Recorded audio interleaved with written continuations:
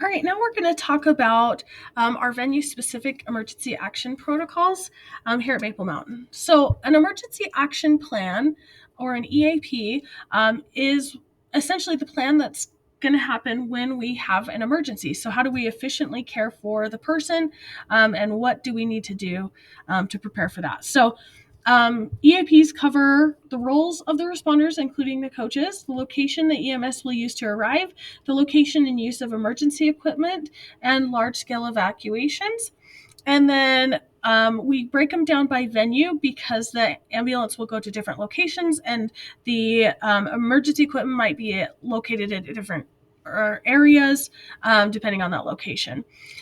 So we're going to talk kind of about the gyms, wrestling room, and weight room, and the athletic training room are going to be the two areas that we're going to kind of focus on.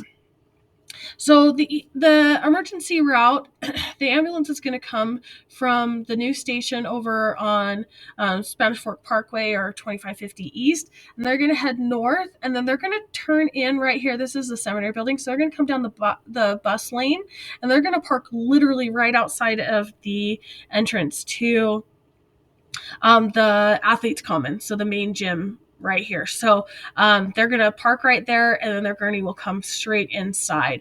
The big thing is whenever there's a yellow star, that lets us know that there is a gate there that for whatever reason may or may not be locked. So having one coach designated to go make sure that that gate is open and to wave the ambulance down towards that location is one of the things that we need to do. And this will be the location for for wrestling, for the gyms, and for the weight room.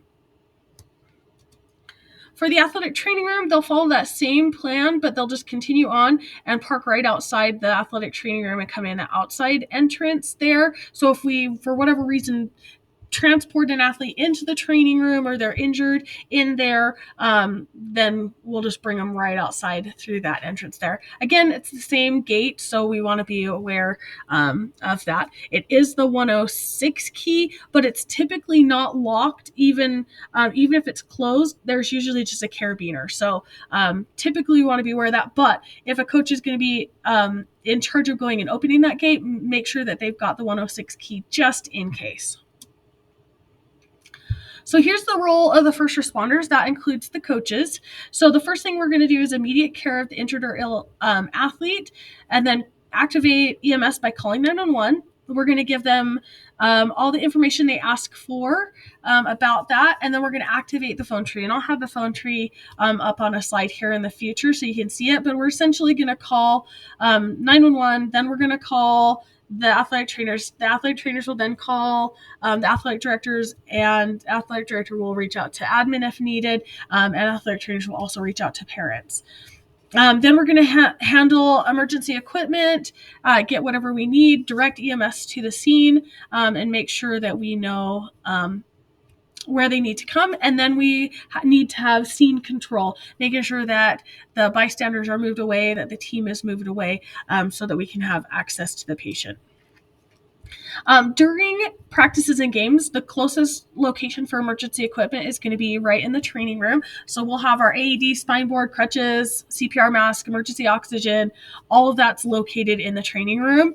We don't bring it out on the court just because it's so close to the training room. For basketball, we do bring some of it out for wrestling because wrestling is a little bit more risky. But again, it's all so close to the training room. It's, 20 steps away. We do have AEDs located around the school. We actually have 8 of them.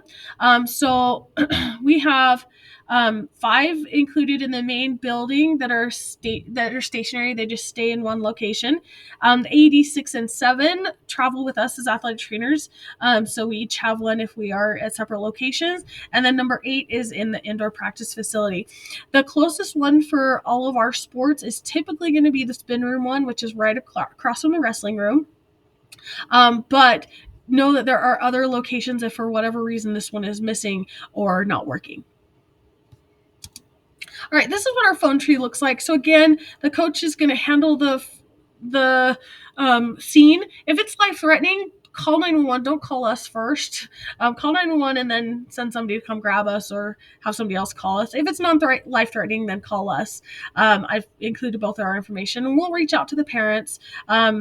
Or direct a coach to do that or something. And then we'll also reach out to the athletic director, and then he'll reach out to the principals as needed. All right, so that's essentially how we're going to handle an emergency here at Maple Mountain.